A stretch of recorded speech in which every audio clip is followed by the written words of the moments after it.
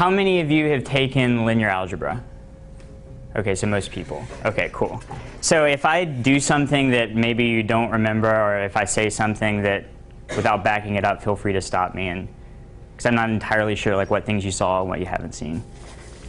So I'm going to be talking today about Fourier series, which is, I guess, it's a very specific thing in Fourier analysis. So Fourier analysis is basically the study of the Fourier transform.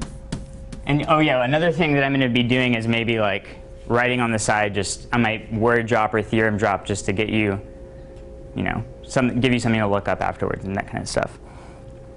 So yeah, Fourier analysis is basically the study of the Fourier transform, and everything I'm talking about today is going to be looking at the Fourier transform. So it's the Fourier transform on the circle. And so that's what Fourier series are. It's a very specific instance of the Fourier transform. So the big picture, the Fourier transform is the thing that connects to tons of math. And this is one specific instance of it. And hopefully, yeah, I can give you a good idea of all the different ways you can use this. So basically, Fourier series then, a good first definition might be it's the study of how you can represent a function as a sum of waves. So you want to be able to write a function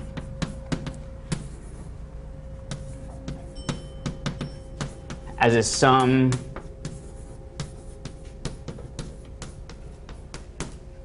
of these basic waves, so sines and cosines. Everybody's taken complex analysis? Or how many people have taken complex analysis? Okay, I don't have to use anything. I'm just going to rewrite this. So everybody has probably seen this guy. And so you'll believe me when I say I can rewrite this sum. So this is over, both of these guys are over n. I can fiddle around with this for a second and rewrite this as a sum over the integers. Maybe some different numbers that are related to these two. And e, I, and x. So this is the way we're going to be thinking about it. And so this was the original motivation. What functions can you write in this way? In what sense are these two things equal? Because maybe these series don't exactly converge, but maybe there's still some way that you can say that it's equal to this function. So there are a lot of interesting questions like that. We're not going to worry about all those kind of technical questions. Joseph Fourier was the first person to write anything like this down. And basically, if you can write a function like this, then you can solve the heat equation, which maybe I should actually write down because, so you can solve this guy with this function as an initial condition if you have this representation. And you guys probably saw this in differential equations, right? Okay, I wanted to write this down because this guy is going to play an important role. So maybe I would just come back to that. Okay, so maybe you remember that these bn's and an's have some formulas and they involve integrals, right? So let me give you the setup of where those formulas come from. So let's begin with the definition. And do we have more chalk? Because I'm going to run out very, very quickly. Oh, cool. So a lot of you have probably seen this, but I still feel like I need to write it down.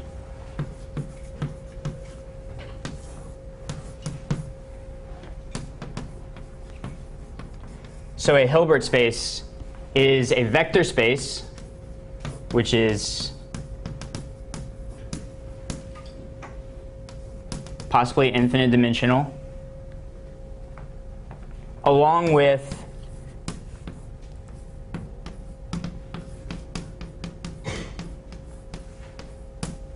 a map into C called dot product, a Hermitian form, a sesquilinear form. There are a lot of names for it, but yeah, I'll give an example in a second. Satisfying so first thing, it's not quite symmetric, but if I want to flip it, then I just get the complex conjugate. So maybe I'll. Second thing, it's linear in the first argument, and then very close to linear in the second argument. So alpha x plus beta y. Thanks, man. Oh, sorry. So linear in the first argument.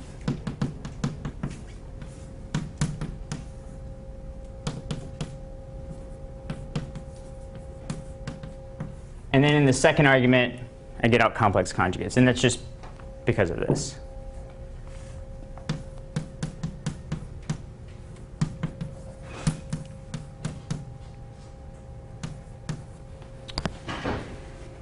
And there's one last condition, and it's, oh, well, one more thing, actually. It's positive definite. And I have equality if and only if x is 0. One last thing, so this is a complete definition of just an inner product space. But to be a Hilbert space, I also require it to be complete with respect to,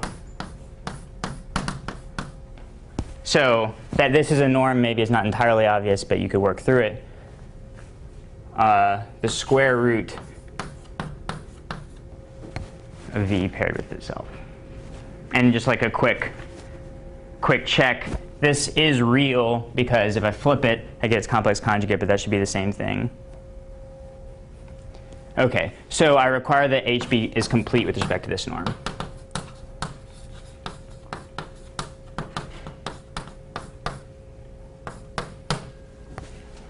And does everybody remembers what complete means? Cauchy sequences converge? OK, cool. OK, so let me maybe do a few examples.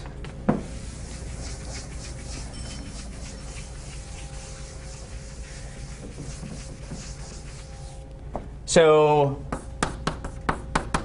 example 1, easy example, just n copies of C. So if I want to know what the inner product is, take a vector, and this is just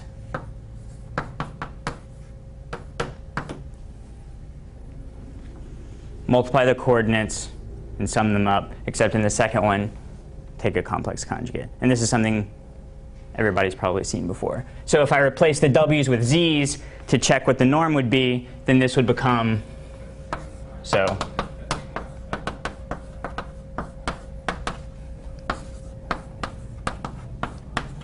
And that looks like the norm that we're used to. So second example, maybe more important example, for at least for our purposes, and for a lot of other purposes. So little L2 of z is how you would say this. And this is going to be, so these are sequences indexed by z. So this is the indexing set, so you could put other things here, such that, and I'll tell you maybe what this means if you haven't seen it before. I can sum up their moduli squared and get something finite. You probably haven't seen indexes over z before. It doesn't mean anything more complicated than over n. It just means that if I started at negative r and go up to r, then these guys are a Cauchy sequence and converge to something. And that would be the definition of what that infinite sum is. And I mean, so just if I replace z with, say, a finite set of n things, then I just get back this guy. So this is maybe a more general version of this. But this is, anything else I want to say about this? Does everybody get the definition of this? I guess one thing that I do want to say is, oh, I haven't told you what the inner product is yet. but it's probably, or at least shouldn't be entirely obvious that this is even a vector space.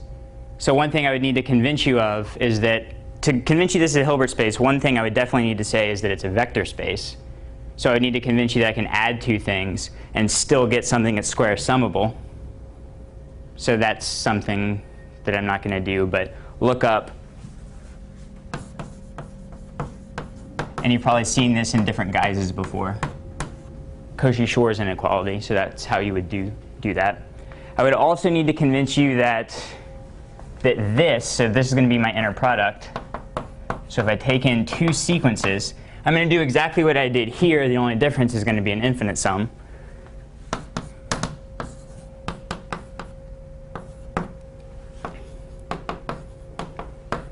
So that this is an inner product, I can just argue by analogy this guy's an inner product, so that is too. It's not obvious that this is always going to be finite, but once again, look up the Cauchy-Schwarz inequality. It is always finite, so it's OK.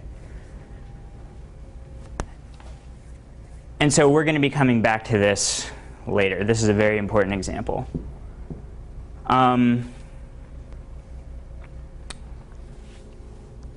Yeah, so to convince you, I mean, it looks obvious, but if I wanted to convince you that this guy was actually infinite dimensional, then I would need to write down an infinite basis, right? And obvious basis for this would be, so zeros. So just put a 1 in the ith slot and zeros everywhere else. And then this is definitely going to be a basis for this guy. It's obvious that these guys are linearly independent just because if you add them or anything, the coordinates don't interact.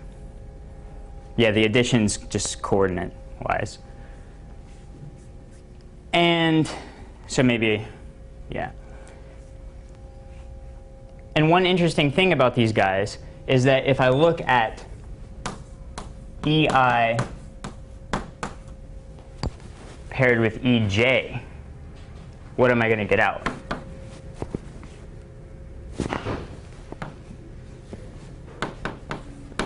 Yeah, 0 if I put in two things that are different, 1 if I put in the same thing. And so this is actually called an orthonormal basis for the Hilbert space. It's basically, it's a basis. So let me maybe make this a definition. This is something that you can find in any Hilbert space. And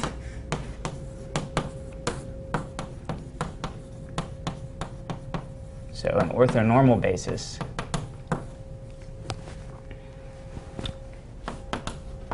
is, well, it's a basis, but so it's a basis over whatever you're indexing, however big your space is, such that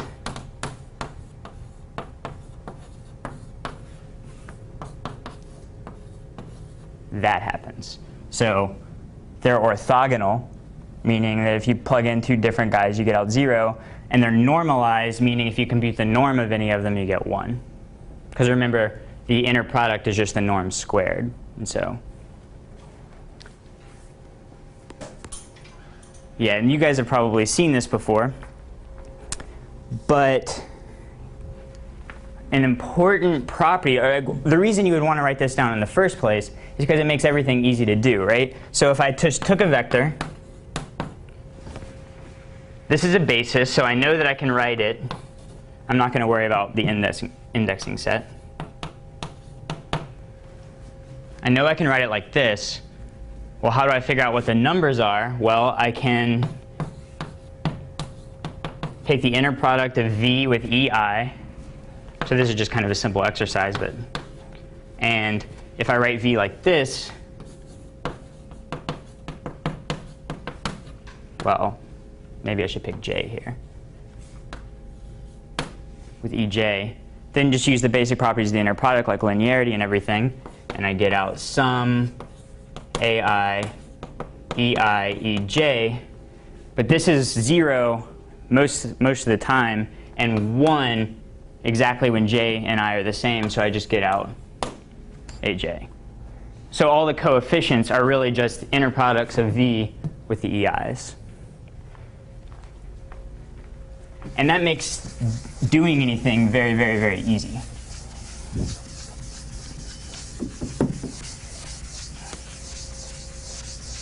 So using that observation, I can also look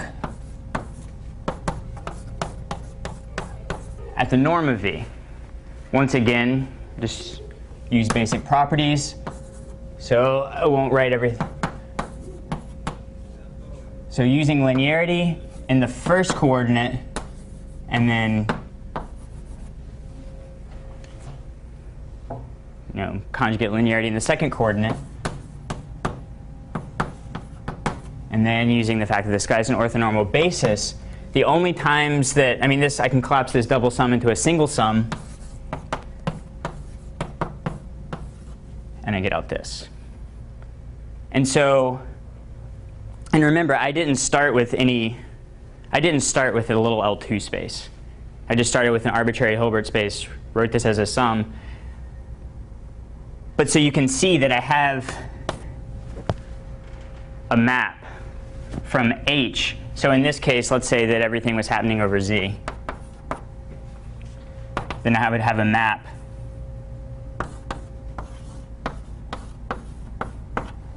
from H to this guy, right? By just taking a vector here, writing its coordinates in terms of the orthonormal basis, and then sending those coordinates over here.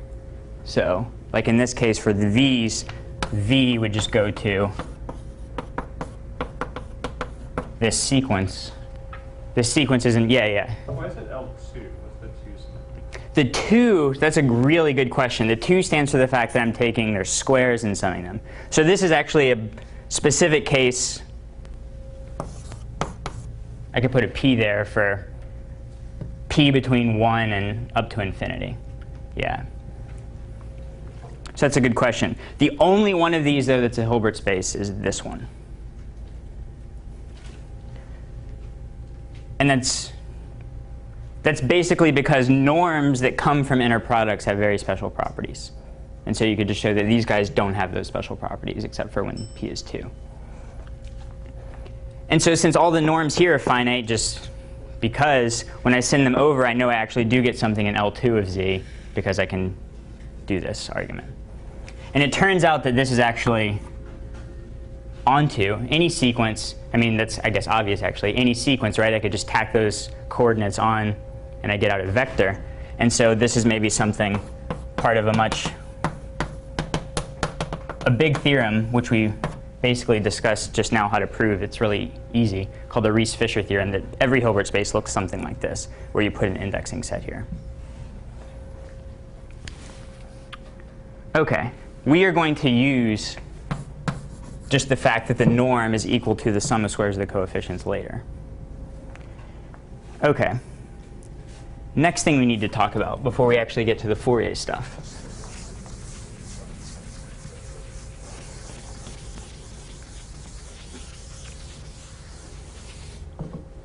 are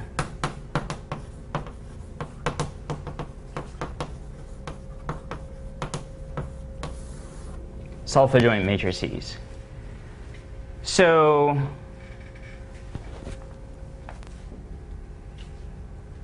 I'm going to go back down to the finite dimensional world. So we're just going to look at Cn. And maybe I'll give a definition, then we can talk about it. So a self-adjoint matrix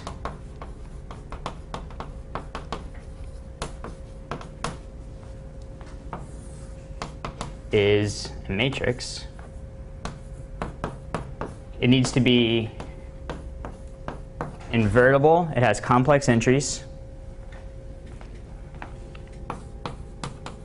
such that A,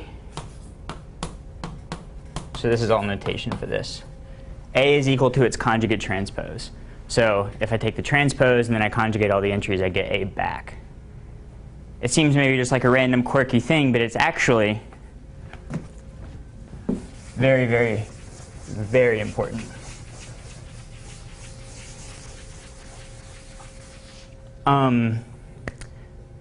So everybody's taken linear algebra. So you know that I can think of all the matrices in here as maps. So in this case, from Cn to Cn, right? I could take a vector, multiply the matrix with the vector, and I get out another vector. And it's a linear map. It's invertible because that's how I picked it. But the important point here, well, maybe I'll do an example and then tell you what the important point is. So here's a matrix. I can transpose it. And the only thing that happens when I transpose it is I flip these two guys. But then when I take its conjugate, the signs go back to what they were. So this guy is self-adjoint.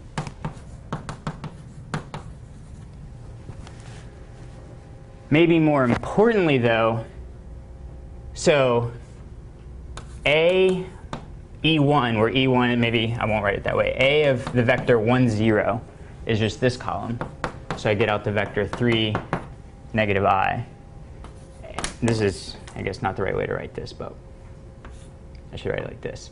A of 0, 1, so the second vector, I get out I3, right? That's just what the columns are telling me. But maybe the important thing to notice is if I take the vector 3, negative I, so that's this guy, and I take its dot product with the vector 0, 1, then multiply these two guys, I get 0. Multiply these two guys, I get negative I. So that's not particularly interesting or anything. But if I do the other way around, so I look at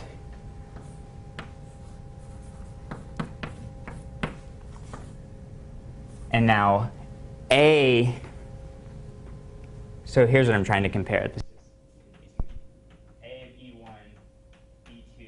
I'm trying to compare with E1, A, E2.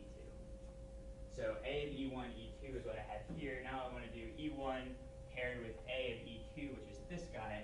So that's the vector I3. Remember that in the second coordinate, it's conjugate linear. So I don't get out I when I do this. I actually get out negative I. So I get out the same thing. And this is the important point of self-adjoint matrices. The point is that for a self-adjoint matrix, I always have, so if I apply A to this side of the inner product, it's the same thing as applying it over here. So I can flip it back and forth. And this is, you could go through the computation and prove this by just like writing out what matrix multiplication is in terms of dot products and then playing around with it. But this is really important. So a very, very important observation is if I do this. So if I look at V and then its image under A, I can flip this. So I get V complex conjugate. But because A is self-adjoint, that's the same thing as putting it over here. So this is V AV. And so that tells me that this guy is actually always real for every vector. And that's, I guess, an important observation in like when you do Schrödinger equation stuff. Like that's, if you ever do anything with Schrödinger equations, everything is required to be self-adjoint basically because of that. And some other stuff. Okay. So a big theorem that you probably didn't hear called this, and it was probably a boring theorem when you first learn it, is something called the Spectral Theorem. And it says that, so in this situation, the finite dimensional situation, it says that if I have a self-adjoint matrix, so if I have a self-adjoint matrix, then there exists an orthonormal basis Do you guys, everybody remember what eigenvalues are? Maybe I'll write it down and I'll just, it's simple. So then there exists an orthonormal basis such that, well, I should have written. So given a self-adjoint matrix with these eigenvalues, not necessarily distinct, then there exists an orthonormal basis such that A EI is lambda I EI. So this is the definition of an eigenvalue and an eigenvector, right? It's just a vector that gets stretched by the matrix. And the fact that this is true is actually way deeper than it seems when you first learn it. This is, you probably learned it as saying that self-adjoint matrices can be unitarily diagonalized. So this says that if I write down this matrix, then I can change the basis to this basis, and on this basis, A just looks like a diagonal matrix. And by our observation over there, all of these entries are actually real. All the eigenvalues of a self-adjoint matrix are real. One way of thinking about this is it says that for a self-adjoint matrix, I can find a basis on which that matrix just looks like multiplication. And this is a theorem that, if you look up Spectral Theorem, is like one of the foundations of Schrödinger equation theory and everything in quantum mechanics. So, and we're going to use this in a second. Yeah, the point of all this is I'm trying to build up and get to a kind of natural definition of a Fourier series instead of just saying, oh, here's a thing. We can play with it. Okay. And so we could go back to this example. I won't do the computations, but maybe I'll just remind you of like what we would need to do.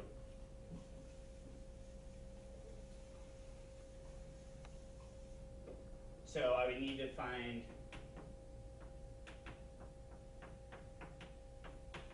all the roots of this polynomial. That would tell me what the eigenvalues are. You guys probably remember this. And they're going to end up being, I think, 2 and 4. And then we would just need to solve the corresponding. Let me just look at what I had written down.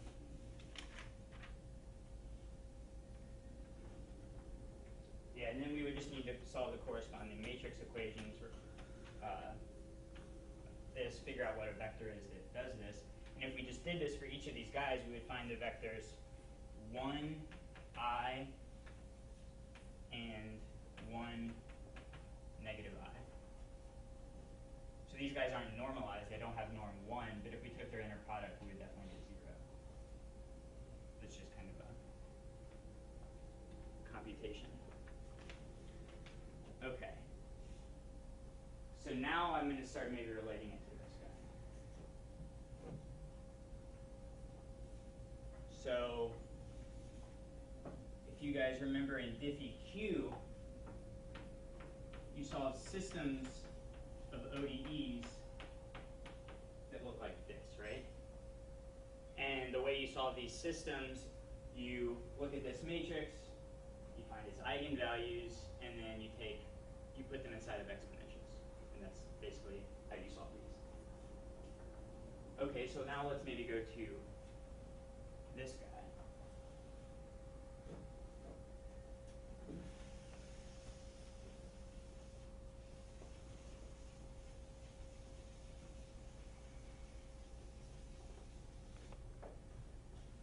So Laplacian, you might remember,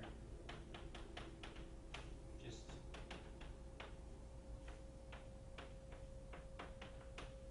just taking 2 derivatives, right, on the diagonal. So no mixed partials. Since what we're about to think about is just going to be one-dimensional stuff. I mean, this is, in the case of one dimension, just taking 2 derivatives, just in case you haven't seen Laplacian, it's nothing more than that. So let's see, actually I need to introduce a Hilbert space first, where the Laplacian acts. And then maybe the goal is I'll give you kind of a rough argument that the Laplacian is actually self-adjoint,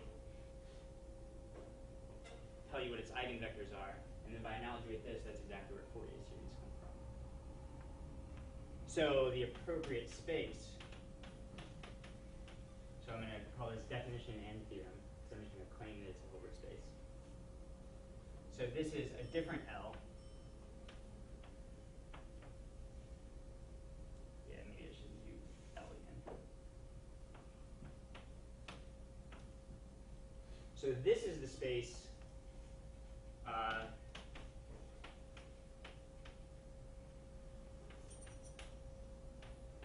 complex valued functions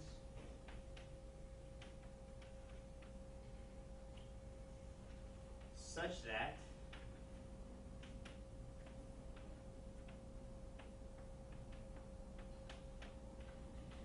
this integral is finite. So it looks exactly the same as the other little L2 space. It's like a continuous version of that. So I would need to just tell you that, so this is the square of the norm. And by analogy, again, with little L2, you might believe me that this is an inner product. And it turns out that it is, and under some kind of technical things, you can show that this guy is complete with respect to this, etc. So this, I guess, so this is a definition, and the theorem is that this is actually a Hilbert space.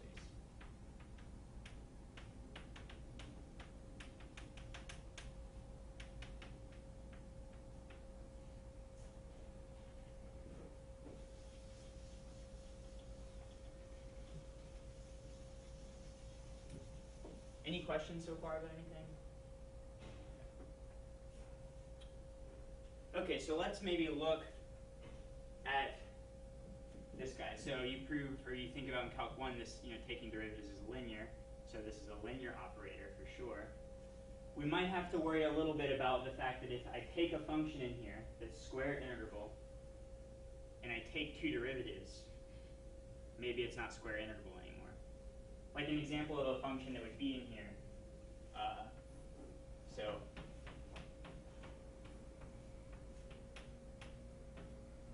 that guy's in there, but maybe 1 over x.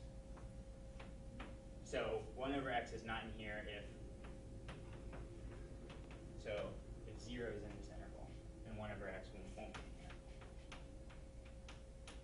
So that square thing is just picking up like how bad singularities are, and this singularity is too bad to work.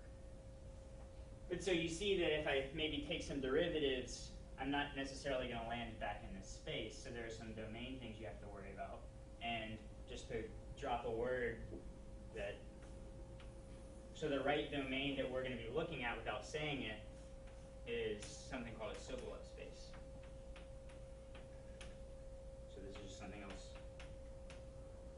So it's H2 of this guy. So that's something you might, that's a very analytic thing that you might think about. But without worrying about that, let's just look at this inner product for just some f where this works. And let's suppose also just that g is 0 on the endpoints and its derivative is 0 on the endpoints. Well,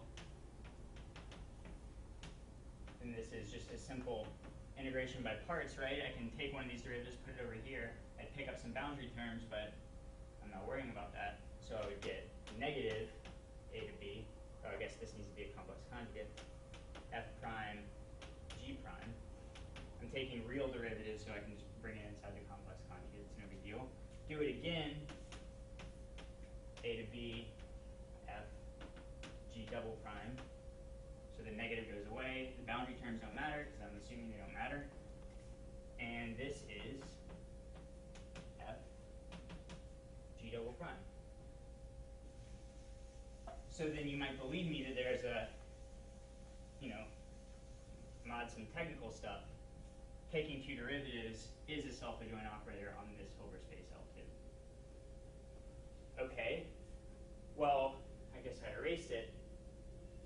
The reason I wanted to put up the spectral theorem, or one of the reasons, is it tells us that for self-adjoint things, so the appropriate generalization of spectral theorem tells us that self-adjoint things come with orthonormal bases. And those orthonormal bases, how can you find them? Well, you need to solve an equation that looks like this. In our situation, A is taking two derivatives. We still don't know what lambda is, but we want to get back this. So this is just a simple ODE that you probably saw when you did the heat equation in diffie-Q. We're not going to worry about walking through how to solve it, but this has solutions. You probably remembered them as sines and cosines in diffie-Q, but in our world, everything's allowed to be complex valued, so. And lambda ends up having to be basically plus or minus n. And so I get n and z. So these guys are eigenfunctions for taking two derivatives. We could just maybe do that really, really quickly. So if I took this, took two derivatives, I'm going to get out, so e, I, n, x. I'll use this notation. Take two derivatives, I just get out I squared, n squared function again. So that's this. So I get back a scaled version of the original function. So it is an eigenfunction, or an eigenvector.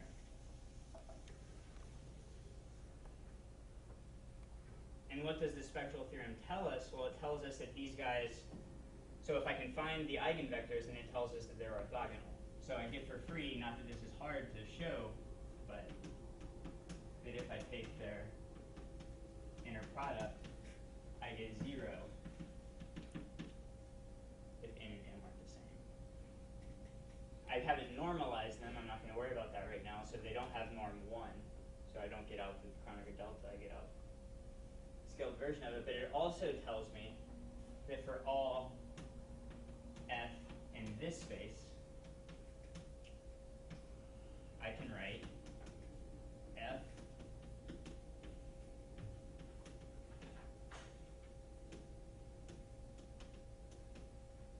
as an infinite linear combination of these guys, and this is exactly Fourier series.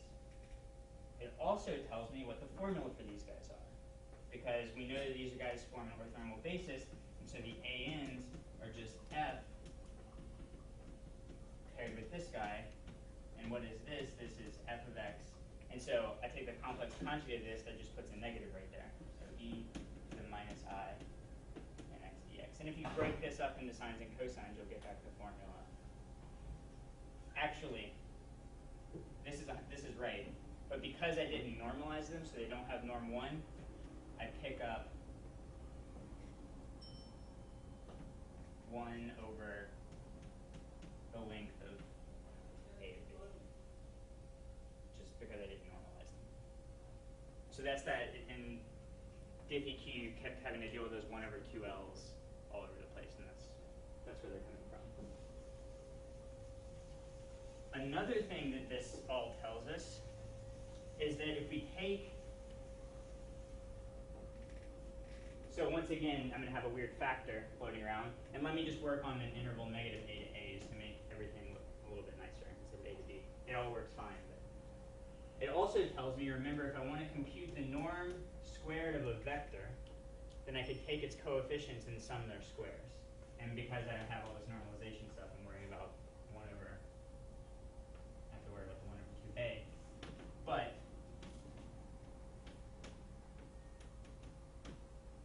so it tells me that the L2 norm of a function is the same thing as the little L2 norm of its Fourier coefficients. And this is all just basic applications of Hilbert space theory. And is there anything else that I need to say? No. Okay. So are there any questions about any of this yet? Okay, cool. So basically, what have we done? So more or less by analogy with the self-adjoint matrix case, looking at this guy, we found a space where this operator was self-adjoint. We found an orthonormal basis on which this operator looks like multiplication. And we just said, okay, we can write all functions with respect to this orthonormal basis. And that's exactly where Fourier series comes from this process of diagonalizing these differentiation operators. Another interesting fact, the fact that only discrete lambdas are allowed here, so my indexing set isn't like R or something, it's integers. This is where the word quantum comes from in quantum physics. Yeah, I mean, you probably do that in your first like quantum mechanics class or whatever if you solve these equations, but it's basically a statement about the discreteness of the spectrum of this operator. Okay. So that's the setup. And now, so in the last like five minutes, I'm going to do an application of this. So maybe up to this point, it just kind of seems like you're doing stuff, but it turns out this is all highly non-trivial. So you probably remember from Calc 2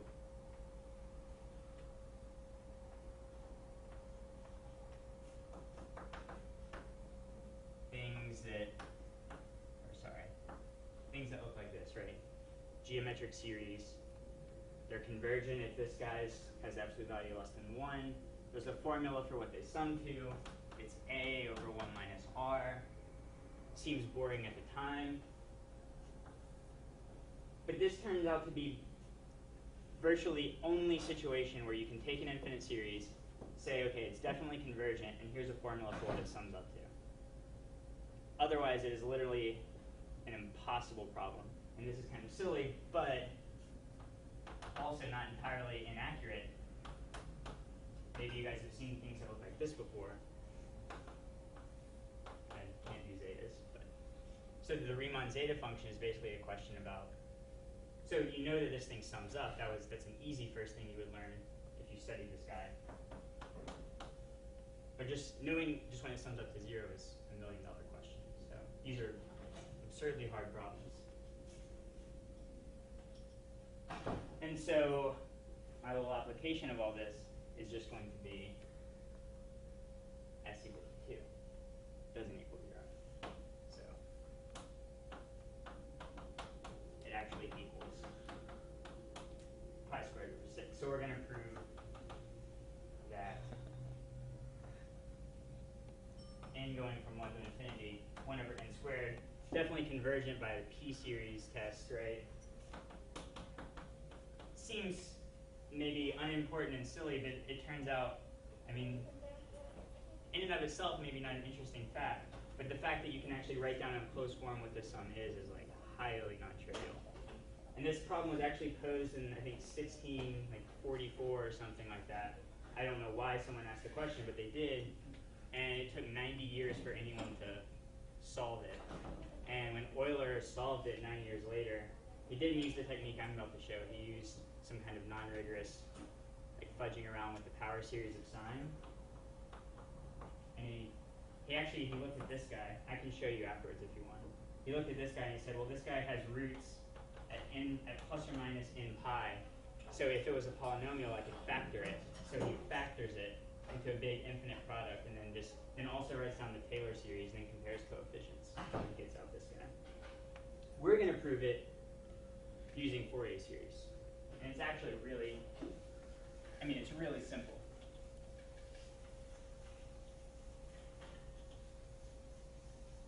So Fourier series work in this space. X is a function in this space, so it has some Fourier coefficients. I can compute them. So first thing, A0 is the integral from negative pi to pi of x dx. Because when I plug in 0 into exponential, I just get out 1. X is odd, so I don't even have to worry about it. I get out 0, because it's a symmetric interval. And then, other than that, I can compute an. Sorry, there should be 1 over 2 pi's everywhere. That's going to be important because I'm trying to get out this exact number. So let me make sure I don't mess that up. So x e to the negative I nx dx. So just do integration by 1 over 2 pi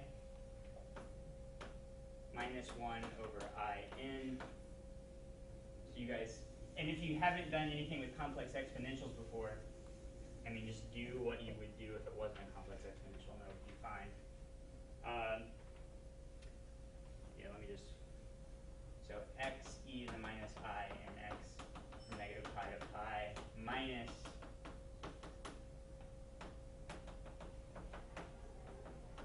this guy. Maybe I won't bore you with the rest of the computation, but if you write this out in terms of sines and cosines, or just, I mean, it goes to 0. And then the other term,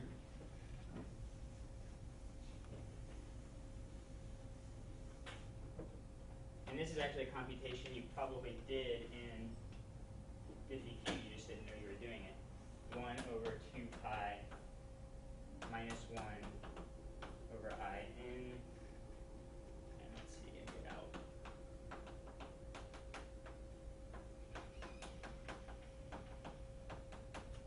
So I just get out this. But if you look at this for a little while, so factor out the pi, then this is a complex number plus its conjugate. So you get out twice its real part, right? So twice its real part will cancel with that. I get this. Twice the real part of this guy is sine. So sorry, that's not right. Is cosine in pi. Cosine in pi is negative 1 to the n. So I get negative 1 to the n plus 1 over in. And so, and yeah. Okay, so these are the Fourier coefficients. So what did we just show? We just showed that x can be written, not 0, as negative 1 to the m plus 1 over in as e to the in x.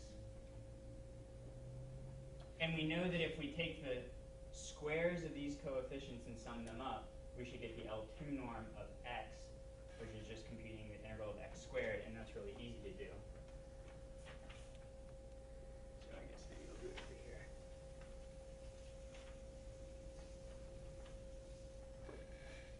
So, from negative pi. So we get back 1 over 2 pi times the L2 norm, if you remember. X squared dx. So 1 over 6 pi x cubed for negative pi to pi. Actually, the better way of doing this, because this guy's even, I can just double it on this interval. And so I get back 1 over 3 pi x cubed from 0 to pi. But that's just pi cubed over 3 pi squared over 3. And pi squared over 3 needs to be the sum of squares of all those guys. So this is n. And if you take the absolute value of those guys, I mean, you just get 1 over n squared. The 6 comes in because I'm actually summing up over z, right? With 2 copies of n. So I get 2 sum 1 over n squared, 1 to infinity. Bring the 2 over. And that's it.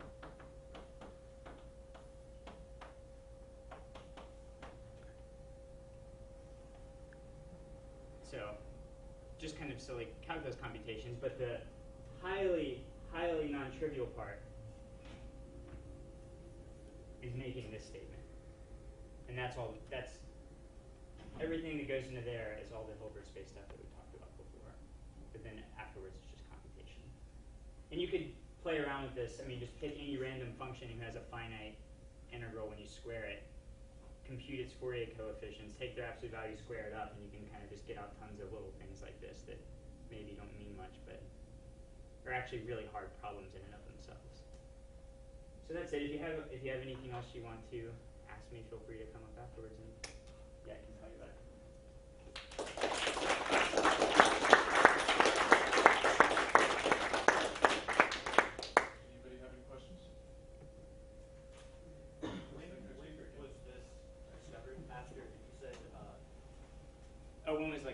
series, I mean, when we're... You said, who was it that proved it first? Oh, that's a good question. I don't actually know who proved this specific thing using Fourier techniques. It wasn't Fourier himself. It was someone later on after they had... Yeah, I don't actually know who wrote that one down first, though. That's a good question.